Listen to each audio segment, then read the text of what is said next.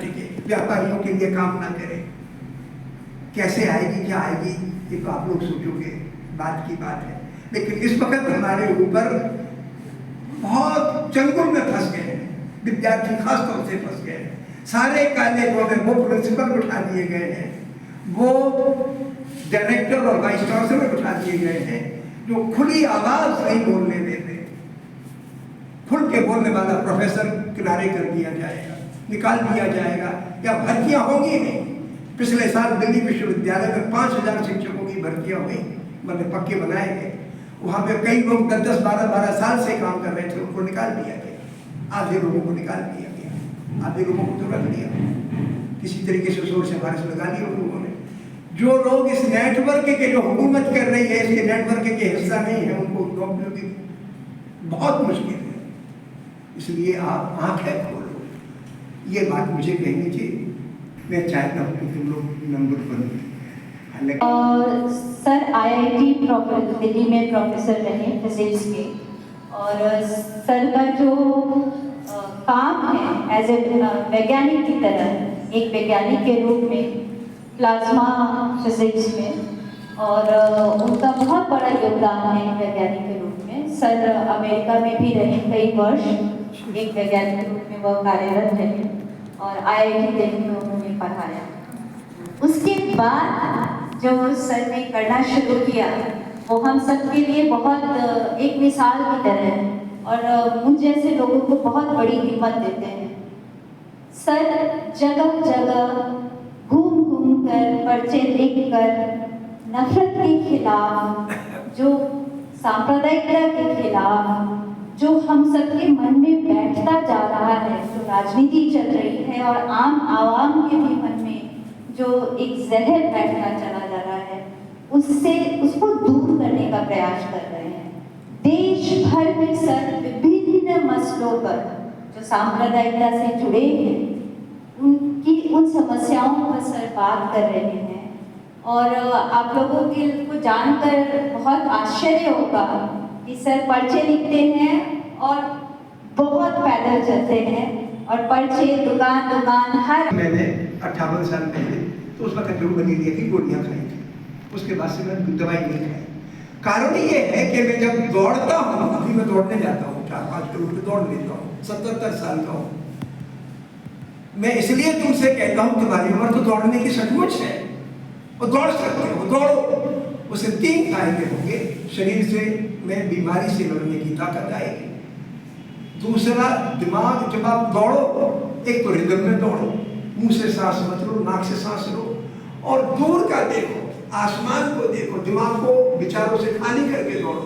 जब आप दिमाग को विचारों से खाली करके दौड़ेंगे, आप कुदरत से जुड़ जाएंगे। आप में और पेड़ में, आप में और बादलों में, या आप में और आसमान में फर्क मिट जाएगा।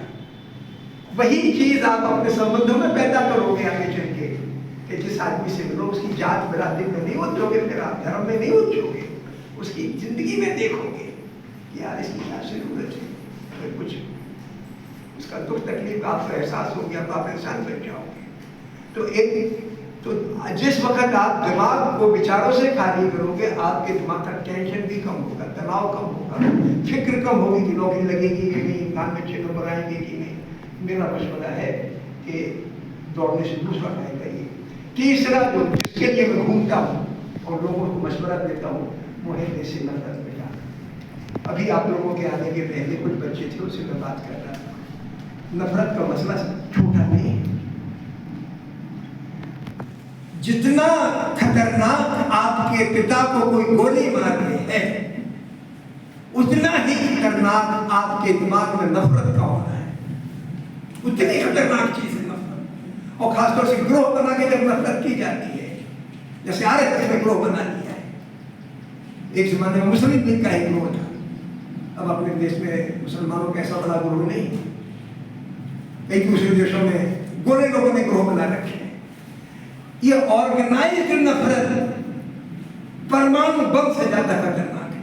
परमाणु बम तो आज तक जब से बना है सिर्फ 2 जगह गिराया गया, जापान के 2 शहरों पर 1945 में। नफरत ने मुल्कों को तबाह किया है। एक नफरत का नमूना कांगो में ने देखा 1960 में लुमुम्बा को मार के जब अमेरिका ने और बेल्जियम ने मिल के वहाँ के नेता जो आज़ादी की लड़ाई जिसने आज़ादी दिलाई, जैसे हमारे यहाँ का गांधी ऐसे उसको वहाँ का गांधी कहते थे, लुमुम्बा उसको मरवा के वहाँ पर जब अपनी हुकूमत अपने कठपुतली को बिठाया अमेरिका ने, उसके बाद दंगे फसाद में नस्ली उसमें 35 लाख लोगों को मारा है। पूरी दुनिया के सबसे ज्यादा खनिज कांगो में। आपके मोबाइल फोन में कंप्यूटर में जो चिप लगता है वो बनता है टेंटेलम धातु से। टेंटेलम 75% उसी मुल्क में पैदा होती है, सबसे गरीब मुल्क है। नफरत ने वो काम किया है तमाम मुल्कों में। पाकिस्तान बर्बाद हुआ नफरत से। हमारा मुल्क 30 साल से नफरत की गिरफ्त में है। हमारी राजनीति या तो पैसों पे चलती है और पैसे वाला सारा का सारा तबका नफरत से भरा हुआ है। नकली बातें करेंगे, धर्म को मिट्टी में मिलाया है इसने। ये आप न समझे कि मंदिर चले गए, पूजा कर लिया, मस्जिद चले गए, इबादत कर ली, आप धर्म धार्मिक बन गए। धर्म राक्षस भी बनाता है, और मैंने राक्षसों को देखा है। जब हमारी आजादी की लड़ाई लड़ी गई और देश का बंटवारा हुआ तो मंसूरी में एक आदमी था, रफी अहमद किदवई का छोटा भाई या बड़ा भाई तो शायद बड़ा भाई, उसका मुस्लिम लीग ने कत्ल किया और जिन्होंने मारा अल्लाह अकबर करके मारा उसको। तो रफी अहमद किदवई की अनीसा किदवई भाभी थी, उसने किताब लिखी आज़ादी की छाँव में, उसका जिक्र किया। और मैंने क्या देखा, 2002 में मैं गुजरात गया। गुजरात में एक गांव था पांडरवाड़ा में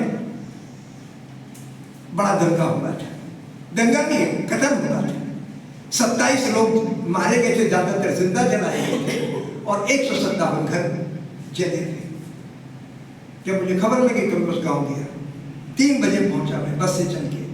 मैं गोधरा में रुका था, गोधरा से 80 किलोमीटर था, तो बसें बदल के जैसे तैसे पहुंचा गाँव में।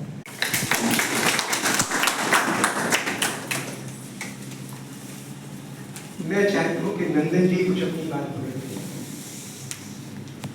बेटा तुझे कुछ कहना है? डॉक्टर राजेश जी, डॉक्टर राजेंद्र राय जी और सर्वोपरि हमारे प्रिय रामलाल राय जी और बैठी हुई बेटियों और मेरे प्यारे बच्चों जो कल भारत को संभालने का दायित्व संभालेंगे। आवाज आ रही है? जी आ रही। जब मैं नफरत की आंधी में इस देश के महान संतों विचारकों की जगाई हुई चेतना को तिनके की तरह उठते हुए देखता हूँ तो मुझे उर्दू के बड़े शायर का एक शेर याद आता है। अक्सर कहने को तो वो रोमांटिक शायर थे, जिगर मुरादाबादी।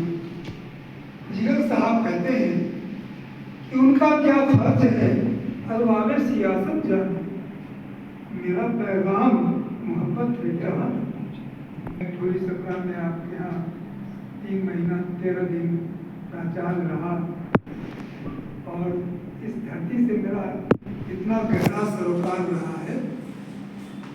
बहुत बड़ी चुनौतियाँ भी मैंने खुद का सामना किया जिसमें आप सब लोगों का सहयोग रहा। इसलिए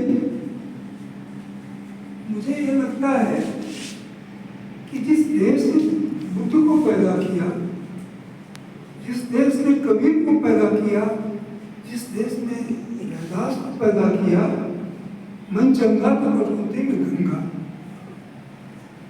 उस देश के धर्म के नाम पर इतना पाखंड। कुंभ में नहाने लोग जाते हैं, इतनी हत्याएं होती हैं,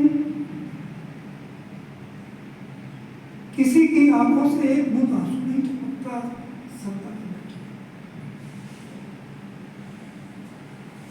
तो शिक्षा की बात चली, जिस देश ने ये कहा हो कि सा विद्या विमुक्त है, विद्या वह है जो हमको मुक्त करती है सारे बंधनों से।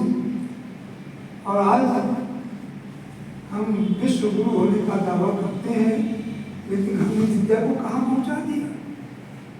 भी न पाया मेरा जाम तेरा जाम कि हो गया बदनाम, मेरा नाम तेरा नाम। क्या बात है।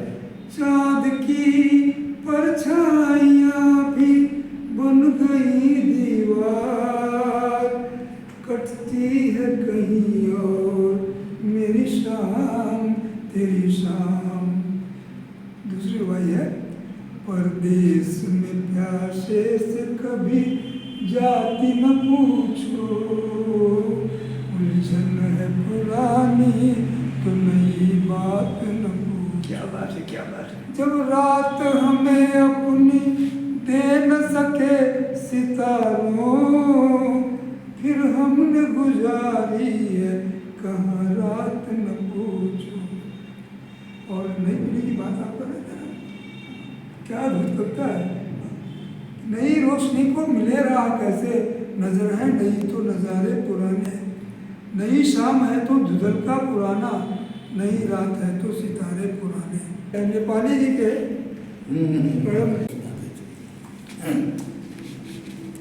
भारत के जवानों, भारत के जवानों, भारत से तुम्हें प्यार तो बंदूक उठा, इन चीन लुटेरों को हिमालय से निकालो। भारत के जवानों, भारत से तुम्हें प्यार तो बंदूक उठा लो। ये देश है अकबर का, शिवाजी का वतन है, गुलशन है भगत सिंह का, गांधी का चमन है। आजाद की गलियों में घुसा कौन लुटेरा, जिंदा ही पकड़ के तू उसे दास बना लो। इन चीन लुटेरों को हिमालय से निकालो। भारत के जवानों, भारत के जवानों, भारत से तुम्हें प्यार तो बंदूक उठा लो।